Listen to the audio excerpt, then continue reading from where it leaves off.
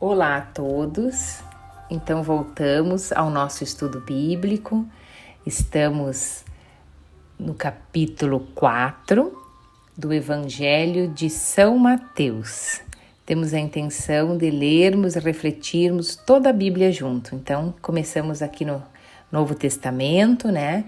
Já fizemos o capítulo 1, 2, 3 e hoje é o 4 do evangelista Mateus, que foi escrito há 80, 90 anos depois de Cristo.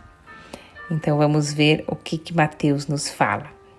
Nós acabamos o capítulo 3 falando do batismo de Jesus. E logo depois do batismo vem a tentação de Jesus. Capítulo 4, versículo 1. Diz assim: Então o Espírito Santo levou Jesus ao deserto para ser tentado pelo diabo. E depois de passar 40 dias e 40 noites sem comer, Jesus estava com fome. Então o diabo chegou perto dele e disse... Então, antes de continuar, eu queria refletir um pouco com vocês que depois do batismo, o Espírito Santo é que levou Jesus ao deserto, porque ele precisava ser tentado, né? Tentado para ver a sua fé, as suas respostas. E nós também somos tentados, todo dia, né? Tentados pela preguiça, tentados pela falta de fé, tentados a fazer coisas ruins. E qual é a nossa resposta à tentação? Então, às vezes, o Espírito Santo também nos coloca na encruzilhada do mal e do bem, e nós somos livres para decidir para que lado vamos. Então, vamos ver o que Jesus falou aqui no deserto, na tentação que ele teve. Então, o diabo chegou perto dele e disse: Se você é o Filho de Deus, manda que essas pedras virem pão. Jesus respondeu: As Escrituras Sagradas também afirmam: o ser humano não vive só de pão, mas vive de tudo o que vem de Deus. Então vejam, com isso, né, ele queria dizer que nós não nos alimentamos só do físico, o espírito, a nossa alma também precisa de alimento, né? E esse alimento só vem de Deus. Isto se confirma, mais para frente tem a passagem da Samaritana, onde a Samaritana vai ao poço e Jesus pede água. E Jesus fala que quem beber desta água voltará a ter sede, mas quem beber da água que ele der, jamais terá sede. E qual é a água que ele dá? É a água das palavras eternas, é a água da nossa salvação, é aquela paz que ninguém é capaz de dar. Só nosso Deus é capaz de dar. Pelas palavras de Jesus, chega a paz de Deus a nós. Então, foi isso que Jesus respondeu, que não só de pão vive o homem, mas de toda palavra que vem do Pai. Continuando, em seguida o diabo então levou Jesus até Jerusalém, a cidade santa, e o colocou no lugar mais alto do templo. Então disse: Se você é o Filho de Deus, joga-te daqui para baixo, pois as Escrituras afirmam: Deus mandará que os anjos cuidem de você. Eles vão segurá-lo com suas mãos para que nem mesmo os pés sejam feridos nas pedras.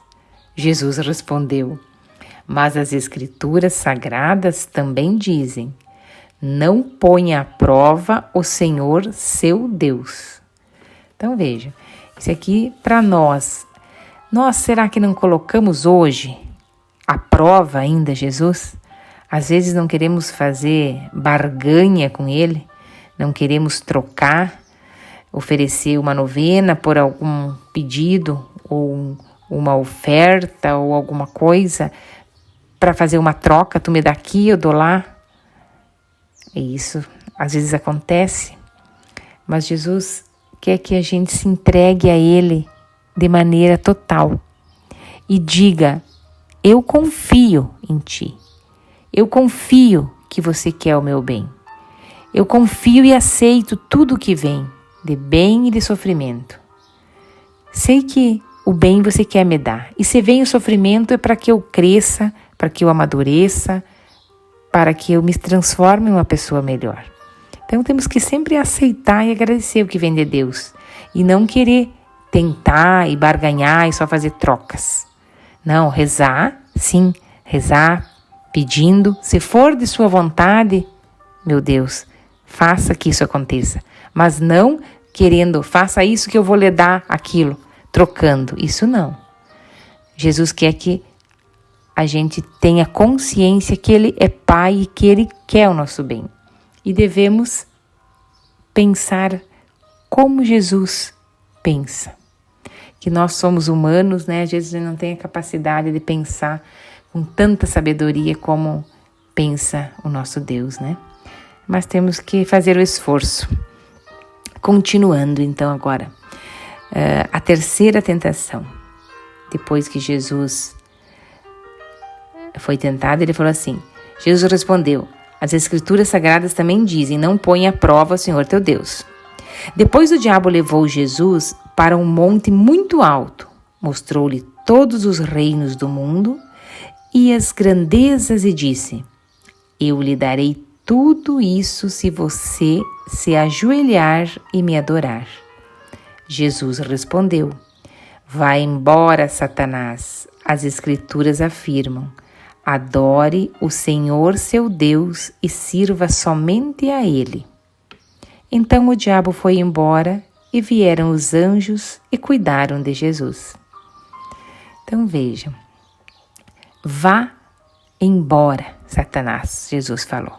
As escrituras afirmam que devemos adorar só a um Deus. No Evangelho de Mateus, mais para frente, a gente vai ler no capítulo 6, tem uma parte que diz assim, ninguém pode servir a dois senhores, porque odiará um e amará o outro, ou vai dedicar-se a um e vai desprezar o outro. Devemos fazer escolhas. O que eu escolho servir? Eu escolho servir mais ao dinheiro, mais ao prazer, mais às coisas mundanas ou mais às coisas espirituais? Isso se repete em Apocalipse, o último livro da Bíblia, no capítulo 3, João, né? Ele escreve assim, sois mornos, nem frio, nem quente, por isso vos vomitarei. Quer dizer, Jesus não nos quer mornos, Ele quer que a gente tenha decisão, que a gente seja pessoas com posicionamento firme, né? Eu quero isso, eu quero aquilo, meio termo, não adianta para Jesus, né? Temos que ser pessoas firmes na nossa fé. Continuando então. Jesus começa o seu trabalho na Galileia. Quando Jesus soube que João tinha sido preso, foi para a região da Galileia. Não ficou em Nazaré, mas foi morar na cidade de Cafarnaum, na beira do lago da Galileia, nas regiões de Zebulon e Neftali. Isso aconteceu para se cumprir o que o profeta Isaías tinha dito. Terra de Zebulon e terra de Neftali, na direção do mar, do outro lado do rio Jordão. Galileia, onde moram os pagãos. O povo que vive na escuridão verá uma fonte de luz, e a luz brilhará sobre os que vivem na região escura da morte. Então vejam, aqui se cumpre, né, mais uma das promessas do Antigo Testamento feita pelo profeta Isaías, há 750 a.C. Ele falou que nessa terra que moravam os pagãos, que eram pessoas que não acreditavam em Deus, que essas pessoas viriam à luz. E a luz foi Jesus Cristo, que foi até elas e elas se converteram e elas se voltaram ao Deus verdadeiro. Então veja, isso é uma promessa e se cumpriu aqui. Continuando. Daí em diante Jesus começou a anunciar a sua mensagem. Ele dizia, Arrependam-se dos seus pecados, porque o reino dos céus está perto. Continuando a sua caminhada, Jesus chamou 4 pescadores. Vamos ver aqui os pescadores que ele chamou como apóstolos. Versículo 18. Jesus estava andando pela beira do lago da Galileia quando viu 2 irmãos que eram pescadores, Simão, também chamado de Pedro, e André. Eles estavam no lago pescando com redes. Jesus disse-lhe: venham comigo, que eu ensinarei vocês a pescarem gente. Então eles largaram logo as redes e foram com Jesus. Um pouco mais adiante, Jesus viu outros 2 irmãos, Tiago e João, filho de Zebedeu. Eles estavam no barco junto com o pai, consertando as redes. Jesus chamou os 2 e ao mesmo instante eles deixaram o pai e o barco e foram com ele. Então vejam, parece estranho, passar alguém que eles nunca tinham visto e chamar eles: venham comigo, os farei pescadores de gente, venham comigo. E eles não hesitaram, eles largaram tudo e foram, porque não era uma simples palavra, aquilo tocou o coração deles. A persuasão de Jesus era fora do comum, não tem como dizer, A pessoa, quando ela falou vem, aquilo, mesmo sem querer, eles já estavam andando, porque aquilo tocou o coração deles. Eles precisavam ir ver como se pescava a gente, Que é com as palavras, com a própria palavra ele já pescou os primeiros, foram eles mesmos os pescados, Os apóstolos. E depois eles os ensinou esta palavra que estamos lendo agora. Palavras de verdade, palavras que se completam dia a dia. Muito lindo. Continuando. Jesus ensina e cura muita gente. Jesus andou por toda a Galileia, ensinando nas sinagogas, anunciando a boa notícia do reino e curando as enfermidades e as doenças graves do povo.